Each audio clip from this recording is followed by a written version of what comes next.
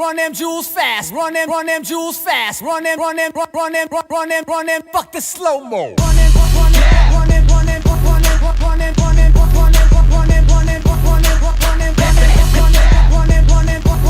Hey. Hello. What's up? Wow, you really just went live. Yeah. That was quick. Yeah, I told you we're gonna roll right into this straight off the rip. So triumphant return of Hoopenheim. We've been away for a little while.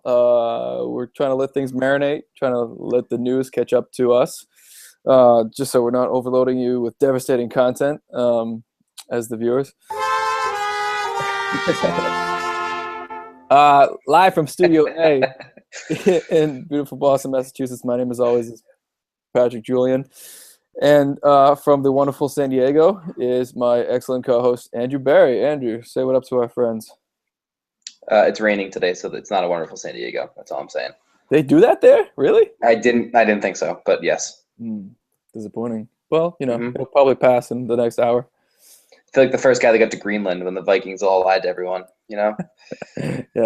This is full of ice. What the fuck? Yeah. What is this? Yeah. Speaking of all things green, good segue. Thank you. I tried. Today, we're going to be brutally biased towards our hometown team and discuss the Boston Celtics as they enter the early days of their offseason. We're going to talk a few different things, potential roster moves, different interesting players who have come to town recently over the past weekend, an individual who might play in the Northwest, among others that we would like to see on the team, maybe touch on a bit strategy going into the draft, but we're hopefully going to do a separate draft special in the next week or so. We haven't really nailed it in yet because this is a Pop the Trunk production, obviously. Shout out to Jalen Rose and David Jacoby. So I apologize if my voice sounds weird as hell. I don't know where it's gone, but it's not with me at the moment.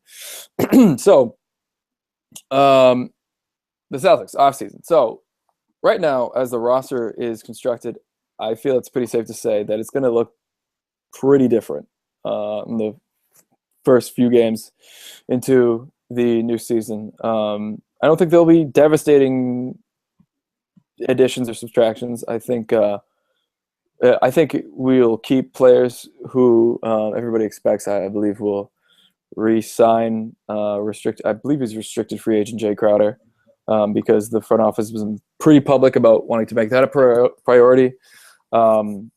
They've done some interesting things lately. They've over the past few weeks, they've amongst them being they've given Isaiah Thomas sort of a seat at the table. Danny saying that if Isaiah has anybody they're interested in, to definitely make it known for them to look at, which I think is probably more of a media story than an actual basketball story, because I feel as if that might not be such a strange thing. But it's nice that the guy that we traded for the trading deadline is gonna, as the best player on the team, is gonna get a voice, and at least maybe contribute to swaying some of these free agents to coming here. Finally, they don't usually come here, free agents, but hopefully we'll get somebody who, I don't know, uses the Cheers theme song as their alarm clock every morning, and we'll hit the right guy, and they'll feel nostalgic about Boston. Maybe that's Kevin Love. Maybe it's somebody else. But we'll see. How do you feel going into the offseason? Do you feel more encouraged than usual because we just came off a playoff appearance? Less encouraged? What are you thinking? Let's run down this right now. So on the books next year, just because I think it's an interesting conversation. On the books for 2015, we have Gerald Wallace at $10 million. I don't know. He is definitely your patented, trademarked, copyrighted trade chip. Yeah. Your expiring contract that will get us, that will net something, hopefully. Probably not in the offseason. You probably look for that closer to, you probably think January is when they move someone like that with that expiring, get something. We have Isaiah Thomas on the books for the next bunch of years. Avery Bradley, same thing. Brandon Bass is a free agent. Jerebko is a free agent, and you have Marcus Smart obviously on the books still. Evan Turner's got an expiring next year. Then you have Kelly Olynyk, I guess. Gigi's restricted. Tyler Zeller on the books. James Young on the books. Sully on the books for one more, and then restricted. Then you have Jay Crowder, who's restricted, and all else. I mean, nothing else really of note, but that's where we're at. So we're looking at Isaiah and Avery, obviously, Marcus Smart as well. Evan Turner is someone that I think you could probably move in the offseason if you're motivated to do such a thing. If that's something that's an interesting play. We can get into a trade in a second because I think there's some of these storms that get brewing that typically are more fire than smoke when they come to Danny Ainge. I think Danny Ainge is pretty good about floating rumors when he actually wants something to happen. Yeah. But then as you move down, like Kelly Olynyk, I think I've professed that I'm not a huge Kelly Olynyk guy. I don't need him to be on this team anymore. If he is, he is. If he's not, he's not. Yeah, I don't need him. I don't need him to be a Celtic anymore. James Young, I didn't get to watch enough Celtics games this year where he played, so I can't give you a full opinion on James Young. I know some people that are high on him. I know some people that don't really care about him. So I don't know about him. Sully. Yeah, anybody who thinks they can give you a full opinion on James Young is lying to you. Nobody really can yet. So, Sully's got a good number. Sully's a little less than 2.5 for next year. So I let him play hard to get into his restricted year. I'm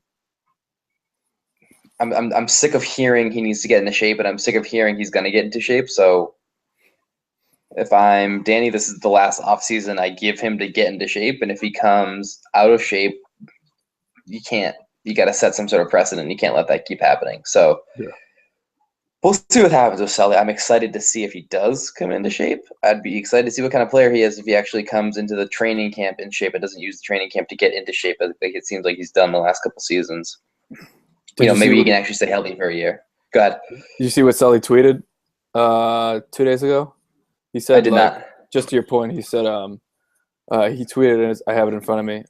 How come every time I'm on Twitter, somebody tells me to go to the gym? Bunch of crying face, laughing emojis, and hashtag just wait and see. Okay. Apparently he's going to come out looking like Arnold Schwarzenegger. I guess words means workouts now. But yeah. Just wait and see. Just wait on it, Sully. Just wait on it. Apparently he's got something in store for us. Maybe he's got a new Bowflex in his basement or something. But yeah, I'm with you, definitely. You can't come into camp not being all the way right. And if he is, out of shape again, I'm totally with you. Danny can cut bait, and I'm not gonna have a problem with it anymore. I mean, I remember last year we were talking about, well, can we give up on Sullinger for Kevin Love? What an asshole thing to say. Of course, you take Kevin Love.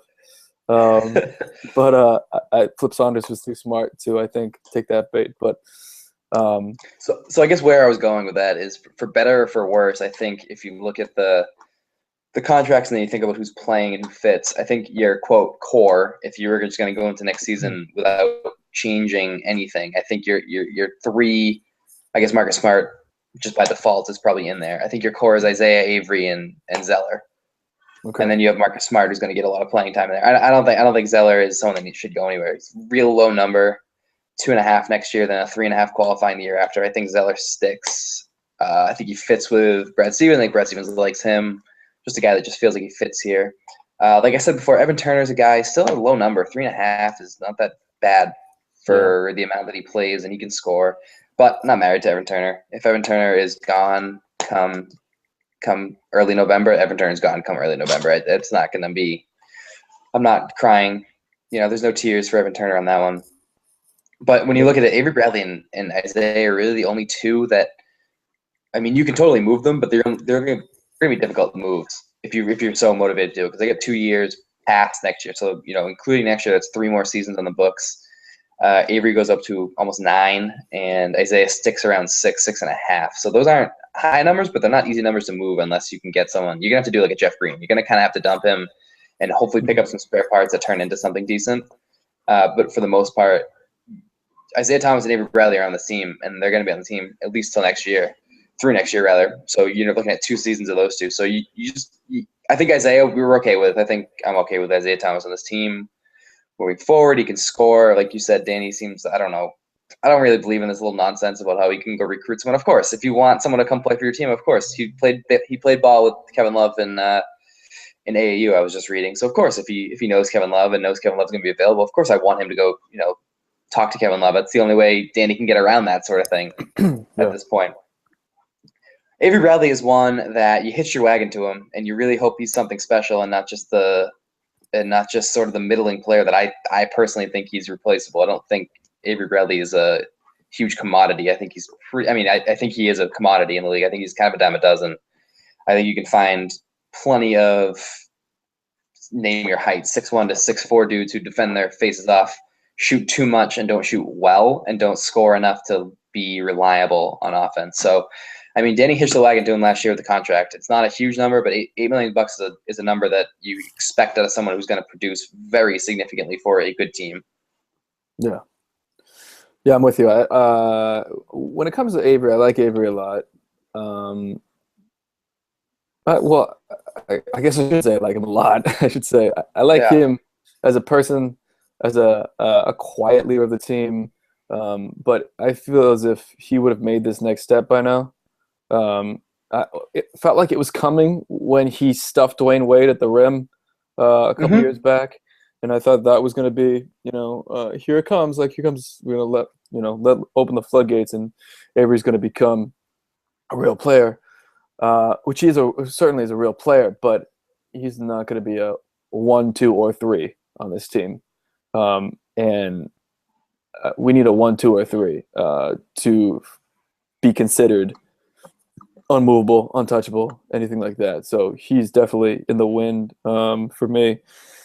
If it comes down to it, I think he's a candidate for a strong candidate for being packaged to move up in the draft potentially if we so choose to, along with Sullinger and Olynyk. I look at like Avery and Olynyk as kind of like the 3 best reasonable bits of trade bait. You made a point earlier about Zeller. I want Zeller. I don't want him to go anywhere. He's for what you get, bang for your buck. Zeller was fantastic. He fits in the system real well. I'm going to be ecstatic when someday he is our backup center. I don't want to be the starting center unless he takes another enormous leap. But I don't think, I think we're not going to see that. We're just going to see him be an excellent role player, which is fine. He's going to carve out a good NBA career, hopefully. So keep him around for the dollars. It makes sense. Avery, I'm kind of sick of. I get impatient, and I'm getting impatient when it comes to Avery. So that's fine. That he can stay or go. There's nobody on this team that I really say like I want to take hard looks at Marcus and James Young. That's really it. Just because I think we haven't seen enough of them. We've seen a lot of Marcus, and everything is positive so far. That was year 1. So, but if somebody floated his name in a trade talk to Danny, I don't think Danny's going to scoff at them. So, as usual, everybody on the table. Push our chips in the middle, see what happens. But,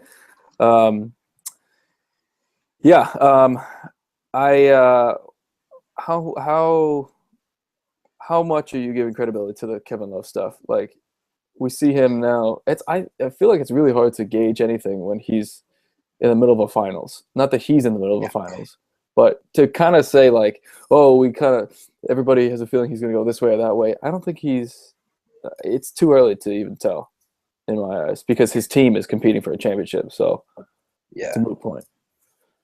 The thing is, when you think of like news that'll leak, like if there were something would come out about Kevin Love, it would most likely come from inside Cleveland first. Woj would probably pick up on it, or name your NBA insider would pick up on it.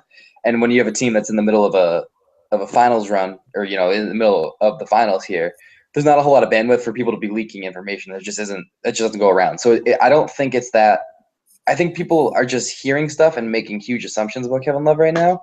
Mm-hmm. I don't think anything has been said about anyone because I don't think anyone cares about it right now. I think that the only thing that is of note or of worry in the Cleveland organization is winning a championship right now. I don't think anyone's really too concerned with Kevin Love.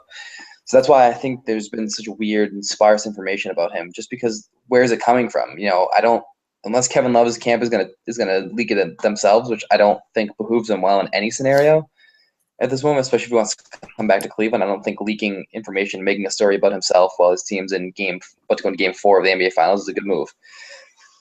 Right. That being said, I would take anything that Basketball Jesus Adrian Wojnarowski says as gospel anyways. So if he is saying that it's looking more likely that he's going to go back to the Cavs and wait for next year when the cap goes up to make his move free agent wise, then I believe him. That's the last I heard from him on that. I know there's been some other stories more recently about how Danny has now cooled on Kevin Love, quote, quote. Whatever. Danny loves to float his own little stories out there that make him look better sometimes anyways. So I don't put a ton of stock into that. Yeah, I have some of that in front of me. Steve Bulpett, beat writer for the Herald, the Boston Herald, was quoted as saying that, according to all sources, Danny Ainge still has affection for Love, but is not nearly the borderline obsession that was in play last summer. I did read that. Yeah. Yeah, so that's part of what you're referring to, I think. I mean, everybody's going to have that opinion after seeing him perform this year. Everybody's going to kind of cover their ass a little bit and be like, well, we still like him, but we're not going to sell the farm for him, whether they're going to or not. That's just a popular opinion, an easy thing to hide behind if you're a GM. I'm curious to get your opinion on this. I'm not one of the people who thinks that Kevin Love is what he was in Cleveland, and that's how he's going to be on winning teams. There's some people who say that Kevin Love is just good on one of those guys who is only good on bad teams. I think the situation in Cleveland is too much of a strange perfect storm of personalities and talents and different guys on that team for it to be a Kevin Love issue. I think if you put him on the C's, he'd return to Minnesota form, or if not very close to it.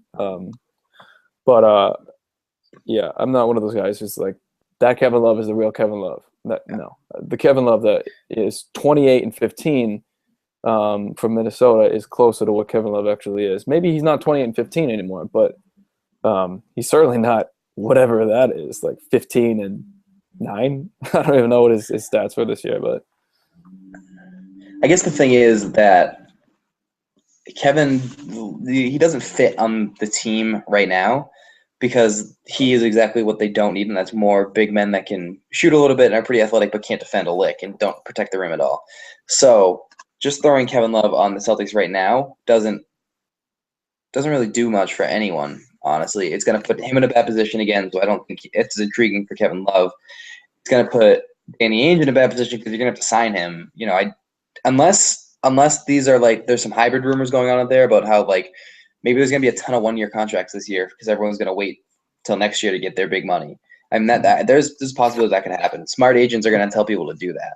yeah, Because even if you think about it, I'll throw some names that are free agents. You got LaMarcus Aldridge and Kevin Love and Wesley Matthews. Even if they, barring catastrophic injury, even if they play most of this year and get injured a little bit, whatever, they're still good enough that it's not going to affect them too much going into another contract year.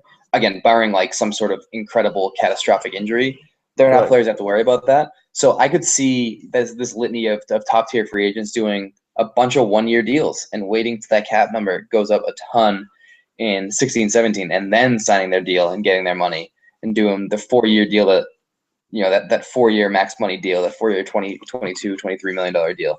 So I think we're going to hear that more and more this offseason about how people are going to be looking at maybe taking 1-year deals with either the team they were on or just taking a flyer, maybe trying to win a championship. LaMarcus Aldridge, someone we can get into it a little bit more, but LaMarcus Aldridge, someone I could see maybe he goes to San Antonio for a year for short money and plays with Duncan for his last year for pretty decent short money and then goes out and gets a contract the year after. Something like that I can foresee happening. Back to my main point is that Kevin Love doesn't fit with the Celtics because they have a bunch of them and he's just a better version of a lot of their bigs that can shoot and can't defend. So if Kevin Love is in the plan for the Celtics, something else in the plan for the Celtics to get some sort of big that can protect the rim. which I'm not sure who that would be because uh, my favorite name of all time always is Boogie Cousins, but Boogie's Mhm. not exactly protecting the rim that normally. And if you had those two guys, you have plenty of offensive firepower. That's tremendous. Um, but the Boogie stuff always feels. Every time I hear it, it feels more and more like a pipe dream. So I won't Mhm. spend too much time with Boogie. But yeah, I don't know.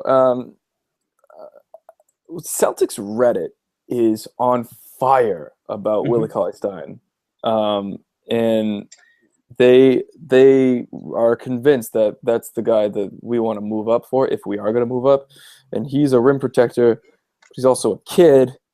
I don't know if all of our problems go away with Willie Trill, holding up the paint, but um, yeah, I'm with you. If we were to make the play for Kevin Love, um, I would like it to kind of come in the same Kevin Garnett, Ray Allen type of one fell swoop, transaction on top of Yeah. each other to make sure that we're kind of covering our ass in terms of the defensive liabilities that are going to now definitely exist if Love is one of the starters of the front court. Um, so Because it seems like there's the hot rumor that the Celtics are looking to move up to they're willing to trade their two top picks. I'm just scrolling through the draft order here. The Celtics are willing to package. Oh boy, and Chris Mannix is going off of my computer. Hold on one second. Um, Christopher, not right now. Um, so the hot rumor, I'm sure you've heard this, is Celtics looking to package 16 and 18 or 16 whatever the other pick they have, 16 and 18. What do they they have? have 16 and 28. 16 and 28. I knew it was an 8 somewhere. Yeah. 16 and 28 and probably a player or two and try to get up into the lottery. And like you, I don't know who that is other than someone like a Cauley Stein. I don't know who else they're. It's not going to be a guard. They are loaded up in guard. I don't see them doing that. And it's not going to be just some athletic forward that can score because I think that's not a huge need. It's got to be someone like a Cauley Stein who's just going to come in and protect the rim. I mean, Yeah. I don't know who else they're doing, and I don't know if I love that move. I think that those are assets better put somewhere else. I've said this to you before.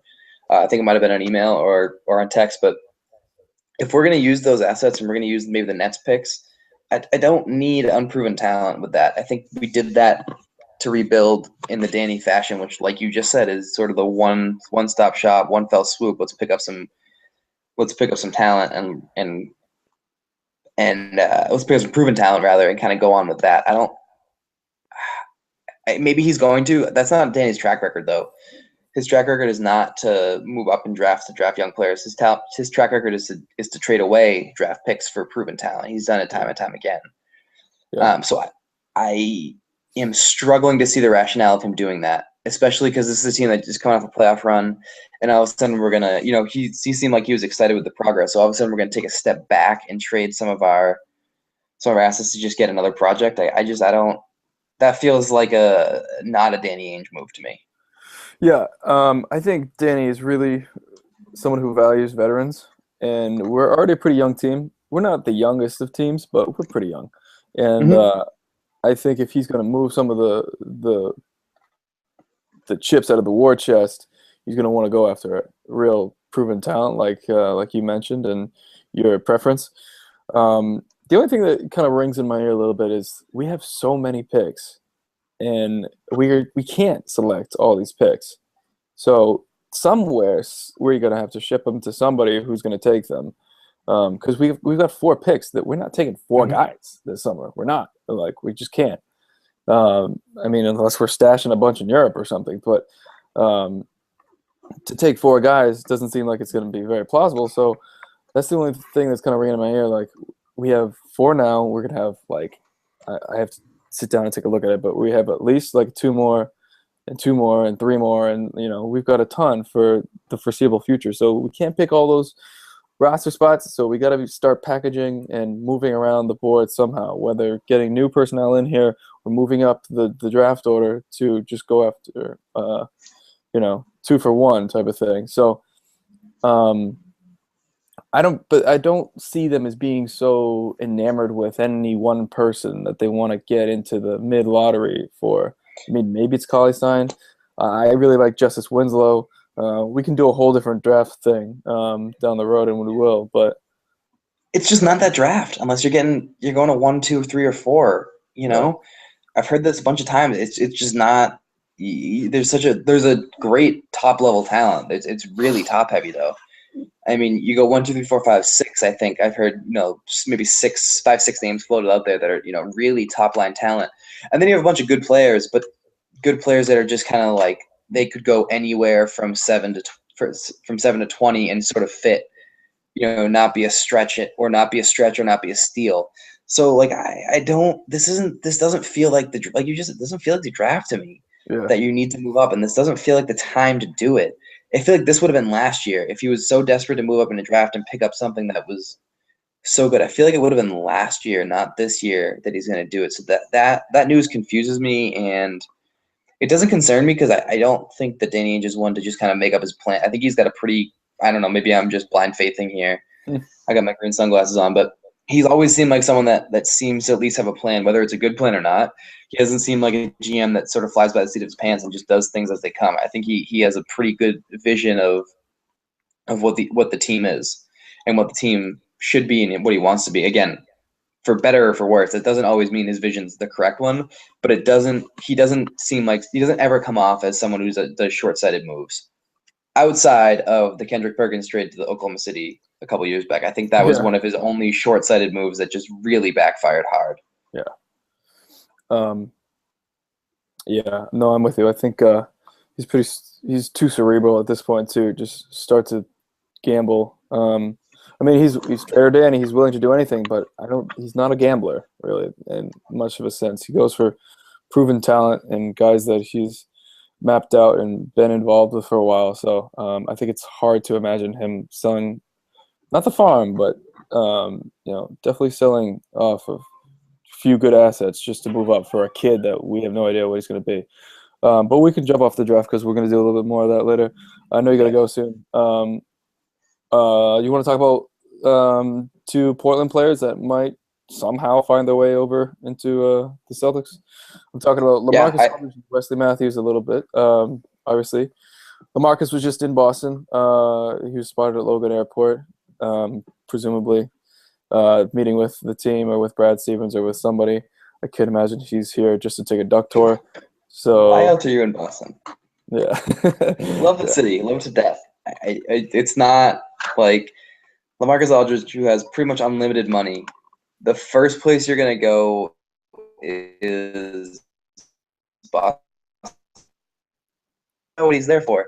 No, you know what he's there for. I mean, this guy made $15 million last year. The first thing he's gonna do is go to Boston. He's not gonna go to Europe or go crush it over in Dubai or something like that. The first place he's gonna go to Boston on his vacation. Like, he was here to talk to the Celtics. For there's no doubt in my mind. Yes. So what do you feel about having one or both of those players? I like LaMarcus. Honestly, I haven't seen enough of his game because he plays over there, and we play him twice a year. But it's I don't see enough of him, and I feel like the league doesn't really see enough of him either. I think he's kind of an under the radar type of guy. He is, he's 29, 6'11". He just made 11. He just made pretty much $12 million on his last contract per year, and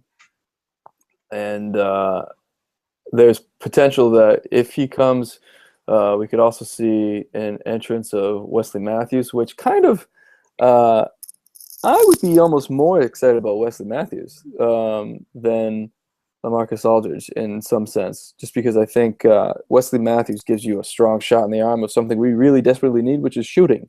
And Wesley Matthews, for my money, is like one of the top 5 best shooters in the league right now. like could be top 3 even. So I'm big into Wesley Matthews coming over. I think he's a solid wing that can really produce on offense. I don't really know much about his defensive game. I have to dip back into that a little bit, but I think if we were somehow to get, I feel like it's so far fetched though. It's almost tough to even talk about this stuff because signing free agents outright has been such a problem for the Celtics. It's great to speculate, but it's so hard to kind of even convince myself out loud that it has more of a actual shot than it really might. But at least people are coming to the city and hearing Brad out and talking to Danny and stuff. It sounds as if LaMarcus is being courted by Dallas as well, and the Spurs. But it looks like the Mavericks could have the edge lately. I don't know why you would go to the Mavericks, but yeah. How do you feel about Wesley Matthews? Oh, you're going Wes Matthews. All right. Well, you know what? I'm gonna go ahead and deflect the question completely here and put LaMarcus Aldridge. Wesley Matthews is someone I don't truly know anything about enough to talk about, other than, like you said, he's a great shooter. Seen him play maybe a handful of times total. LMA is someone that I know a little bit more about because I liked him at Texas. As a kid, I like to watch when he was at Texas. So I've followed his career a little more closely, not necessarily visually, but sort of just keeping tabs on him. So Aldridge is someone I know a little bit better than Wesley Matthews. Aldridge is a kid that's gotten better every year he's been in the league. His rebounds gone up every year. His points have gone up every year. His blocks have stayed pretty consistent around 1 to 1.2. His assists have gone up pretty much, except for this last year, he took a step back. But he's someone that works hard, obviously, because his game gets better every year. And one thing we like to look at, I personally like to look at in terms of someone that's improving their game. His free throw percentage has gone from his rookie year was 72%. This last year was 85%. So that's someone that can work on his game. That's what that says to me. It's someone that identifies a weakness or something that maybe he needs to improve in his game and does it better. That's someone that you bring in, and it's like Kevin Garnett. It seems like someone that's going to change a culture if that's his mindset to get better. And it always seemed like a guy that loves basketball, the guy that loves to play the game, never really gets in trouble, kind of plays it, quote, the right way. And is someone that you start with LaMarcus Aldridge on the team, and then all of a sudden it's a destination. I mean, people love to say that, basketball players go where the weather's nice. No, they go where they can win. I mean, for the most part, yeah, LeBron went to Miami, and that's beautiful because it's a beautiful place. He went to Miami to win championships, and he did. And as you see, when he had the chance to leave again, he went to Cleveland, which, as much as everyone wants to say it was a great feel-good story, he went home. He went to a stacked roster, and that's a good team with when Kyrie is healthy and you have the assets to either keep Wiggins or get Love, and that's a good team. Yeah. That was a pretty good choice for him. He looks good because he went home, quote, quote. Yeah, exactly. They got pieces there. They're nice. So NBA players go where they think they can win. And if you bring LaMarcus Aldridge here and you kind of solidify that front court, you can surround him with complementary pieces. And you're not a huge piece away anymore at that point. You're automatically – you pick up LMA, you're automatically – I'd say you're probably looking at least the 5 seed in the East at worst, probably just on merit alone. You're probably looking maybe close to that 4 seed. And then you have a chance you add – okay, you want to say Wesley Matthews, great player, but, sort of in that next sort of like tier down, sort of the B stars, if you will. You add someone like that, or you go out and get someone else that can sort of fill that B star role. And now you have a team that can compete and play because you have that front court of LaMarcus Aldridge that's capable of putting up 30 and 20 any night, 30 points or 20 rebounds any night of the week. You have Isaiah Thomas who can go off and score some points, and then that's actually where Avery becomes valuable because you need a guy like that with a team like that. If you have the rim protector, then you can have some guy that can defend the wing. That's where it becomes valuable. So I think you start with LaMarcus Aldridge and you kind of work from there, and I think good things happen from there. Whether it's this next offseason or whether it's 2 off seasons from now, you have to start somewhere. And if this is a guy that's truly interested in coming here, I think that's a better play for the team than Kevin Love. I don't think you have to. With Kevin Love, you need a complementary piece that can help you up front. With LaMarcus Aldridge, you need to add some pieces that can score a little bit more still. But you're closer with LaMarcus Aldridge than you are with Kevin Love. Thank you. I like that. Thank Yeah, you. That was a well thought out. I like the take. I like the idea of LaMarcus being more important for the team than Kevin Love. I like the idea of that, especially like what you said about you knowing more about LaMarcus, about his work ethic and drive to get better. That's important. That's the exact type of veteran we want for this team to help solidify that personality trait within the culture, within the other guys. I think Marcus Smart is right on his way to being that kind of person in the locker room. All the guys needing to constantly get better and to work and that sort of stuff. And if he is that already and has been getting better, and the free throw percentage is a very good indicator, like you mentioned, then I'm all about that. That's fine by me. I think LaMarcus would be a great get. But there's always the looming chance that he stays in Portland. What do you think the chances are he stays in Portland? I feel like he'd be crazy to stay. Yeah. Low, because if you look at I was just looking at their contracts. They're kind of bare in terms of who's on the books for next year. I mean, you have Damian Lillard, and then you're losing a bunch of people other than him. Wes obviously is a free agent. He is a free agent. There was a couple other names on there. I closed it for some reason, but I tried me a couple seconds ago. But they're a team that is sort of achieved. Yeah. I think they've been a team for the years has done, and maybe it's not going to. And West at this point, what it's going to just think that would Portland welcome him back, and just think it's their kind of move on. It's going to be time. Something where we're going to get competition is the Texas team, because that's where he's from. Yeah. Who doesn't want a chance to play with? The Mavs kind of baffle me. I know he's from Dallas, so obviously that'd be kind of cool to go home and play, but.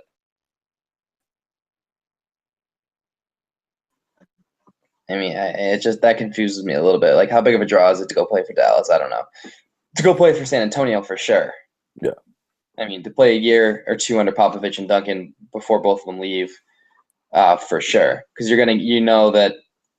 I mean, Popovich is a master manipulator with the minutes. So he's going to go and play LaMarcus the perfect amount of minutes, and Marcus is going to. I mean, for all the great things I said about him, doesn't stay on the court. Has played 2 81-game seasons. His career so far. So we're looking at someone that gets hurt and misses about 10 to 15 games a year.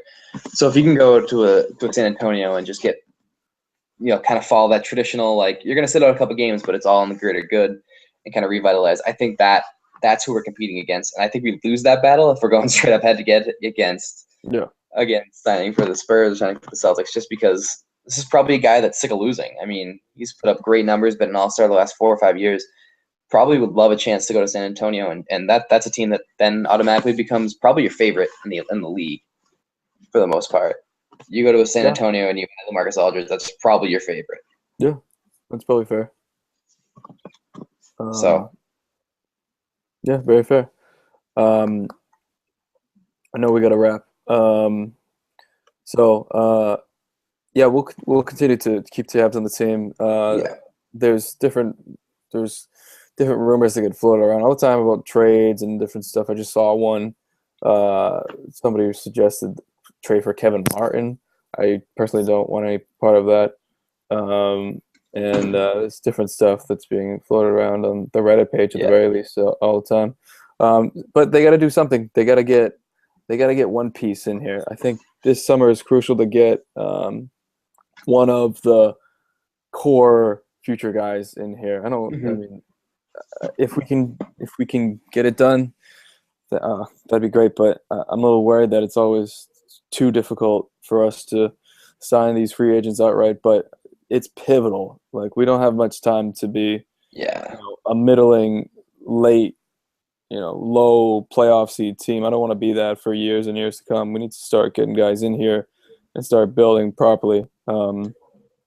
or we just need to start cashing these chips and just forcing people's hands. Like, we'll give you all of this for your best guy, and then just make people say yes.